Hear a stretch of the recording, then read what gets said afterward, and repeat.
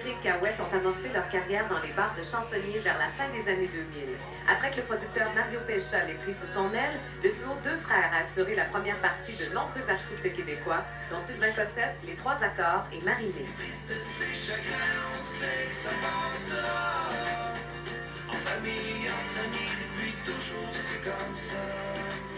En avril dernier, Deux Frères a lancé un premier album intitulé Nous Autres, qui s'est hissé au rang des meilleurs vendeurs sur iTunes dès sa sortie. L'album Nous Autres a été certifié or le 2 février dernier. À partir du moment où vous avez lancé le premier album, ça a vraiment été très, très rapide pour vous autres, même que ça a chamboulé un peu les plans de votre producteur, Mario Pelcha. Il paraît que ça a devancé ce qu'il avait prévu. En fait, oui, on était censé... Donc, on a rencontré Mario Pelcha en 2012. Ouais. Ça a été long avant de mettre le projet sur pied parce qu'il voulait prendre le temps de bien s'installer en radio. Donc, ça a été plutôt long avant de sortir l'album, mais même là, on connaît quand même l'état de l'industrie. Mario Pelcha encore mieux que nous autres. Puis, il y avait des attentes plutôt modestes. Oui, les albums, ça ils s'attendaient à ce que ça prenne 2, 3 albums avant qu'on soit vraiment... Puis personne ne s'attendait à ce qu'on reçoive un disque d'or au premier album. T'sais, ça nous a tous pris par surprise. C'est une belle surprise. Ben oui. On n'est pas déçus de ça. Non, Dans le contact, c'est quelque chose. ben, oui, absolument. Puis donc, c'est ça, de semaine en semaine, on voyait que les gens embarquaient dans notre trip, dans notre monde. Puis on s'est promené quand même 6 ans en tant que chansonnier de bar. Donc, on s'est comme fait des fans un peu partout au Québec qui sont super fidèles, tu sais, de Sept-Îles à Rivière-du-Loup, en passant par le Saguenay. Tu sais, on s'est promené beaucoup. Sept-Îles, vous êtes Port-Cartier, oui? Ouais, ben, C'est pas vrai!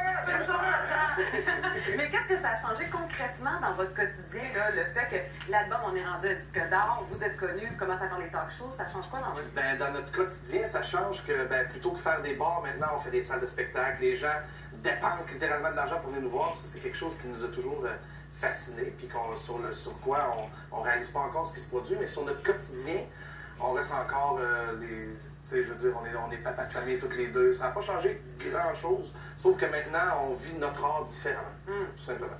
On est curieux de savoir quand vous avez reçu le téléphone et que ça disait à l'autre bout de la ligne salut tout beau, c'est tout beau, Mario Pelcha, Vignoble. c'est à peu près ça. Ouais.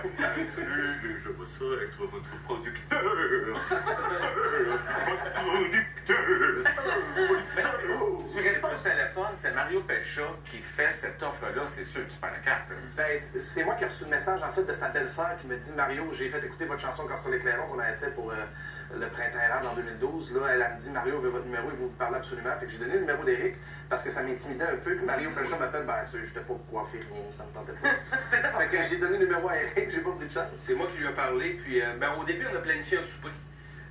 On était tous les deux au lac Saint-Jean, en plus, quand on s'est parlé pour la première fois. On s'est planifié un souper à Montréal à notre tour.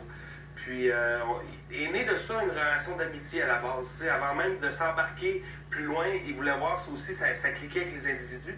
On fait quand même des styles musicaux qui peuvent se rejoindre à un certain niveau, mais qui sont quand même bien différents. Fait que déjà là, en partant, c'était vraiment de voir si ça allait marcher avec les individus. Puis après que la relation s'est installée, puis la relation de confiance, d'amitié, ben là, on a commencé à travailler des extraits, on a commencé à parler plus sérieusement d'un album aussi. Donc, Au début, avez-vous eu peur qu'il vous approche, vous êtes deux boys costauds pour faire les vendanges sur son vignoble? c'est drôle que j'en parle, parce que j'ai fait les vendanges. Tu mets une espèce de... Par la suite, l'amitié, la musique est bonne, et vous avez signé. Mais au début, c'était deux helpers. On a changé du raisin. Derrière le comptoir d'un vieux magasin de disques, à quelque part, à 2 pas du Maryland, tu vendais des vieux vinyles usés dans une boutique. T'avais 17 ans pis la vie c'était loin d'être Disneyland. C'est une promesse qui nous garde debout contre le vent. Une bataille de chaque jour, de chaque instant. Maudite promesse, j'ai bien que c'est elle qui t'a fait fuir, puis moi j'attends. Les gars, vous êtes bon, 2 frères dans la vie. C'est ça le C'est ça le concept. On est des boys niaiseux. Si son verre de vin, s'il vous plaît, ça va.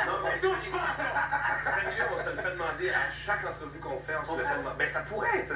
Oui, ça On pourrait être deux ouais. bons amis qui ont décidé de faire de la musique ensemble. Puis de Mais vous êtes deux vrais frères. On est Donc, deux vrais frères, vous venez de la même famille, vous Ouais, même travaillez famille. ensemble, vous faites de la tournée ensemble, vous habitez dans un semi-détaché. Il paraît qu'il y a juste un mur de béton qui vous sépare Oui, ouais. finalement.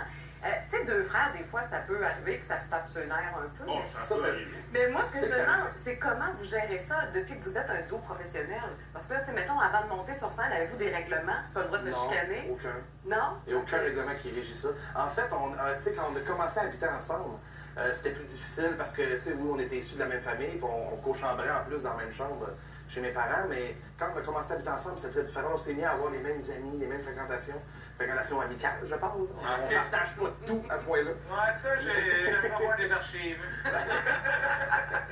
Mais ça pour dire qu'au début, ça a été difficile, mais on n'est pas rancuniers ni un ni l'autre. Je te dirais que, puis en même temps, l'amour qu'on se porte mutuellement, c'est un amour qui peut passer par-dessus bien les problèmes. Fait que n'importe qui travaille 24 heures sur 24 avec quelqu'un, ça crée des Puis tensions. aussi, on a appris à gérer les problèmes différemment qu'avant. Avant, ça explosait. Tu sais, on était des pétards à mèche avec la mèche très courte.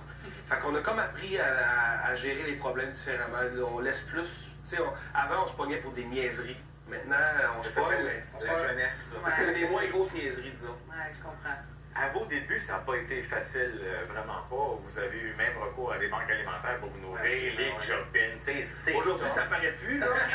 Visiblement non. Non, mais ça a été vraiment difficile. Est-ce que vous avez pensé à un moment donné abandonner votre rêve? Non, jamais. Jamais. Mais pour ma part, non, parce que honnêtement, je pense pas avoir ben d'autres talents dans la vie que la musique. Donc j'aime mieux me concentrer là-dessus. Puis d'y croire, c'était moins compliqué que de me trouver une autre Mais job. Le moins dur. C'est ça, On avait des bons amis aussi qui étaient musiciens aussi, puis avec qui on s'entraidait. Fait qu'on se faisait des bouffes, tu sais, on prenait notre banque alimentaire, on se faisait une bonne bouffe. Ça nous remontait le moral, ça nous permettait de passer à travers une autre On semaine. salue Luc d'ailleurs. Tu sais, on faisait pas pitié, là.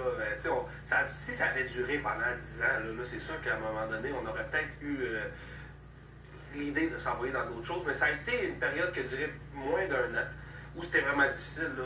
Puis comme je dis, on avait des bons amis sur qui compter, fait que ça n'a pas été si pire que ça.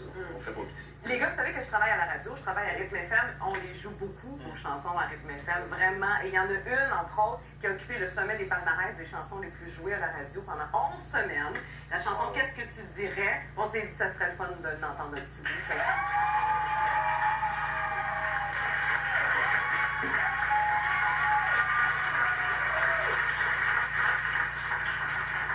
On y va?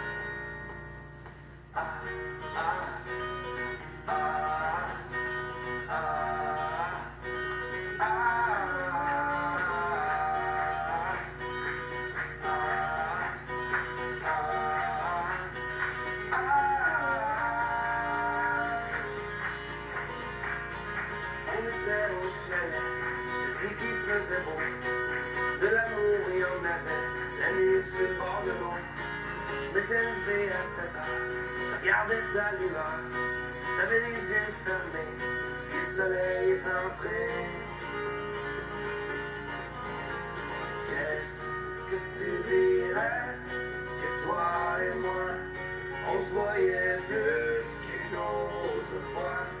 Je t'emmènerais bien à la maison, profiter un peu des saisons.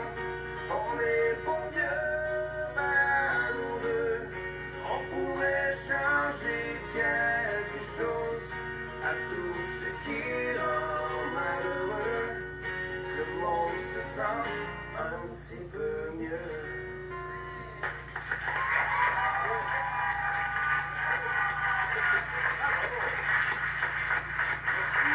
Les gars, vous êtes en tournée à travers le Québec, c'est jusqu'en décembre 2016. Vous serez en Suisse le 3 juin prochain, en première partie des Cowboys fringants. Félicitations. Wow. Merci beaucoup. C'est un beau trip qui nous attend. Mais, hein? Et là, votre album, Nous autres, est aujourd'hui disponible. Et finalement, vous êtes porte-parole de la 14e édition du concours Chante en français, dont les inscriptions sont actuellement en cours. Mesdames, messieurs, deux frères!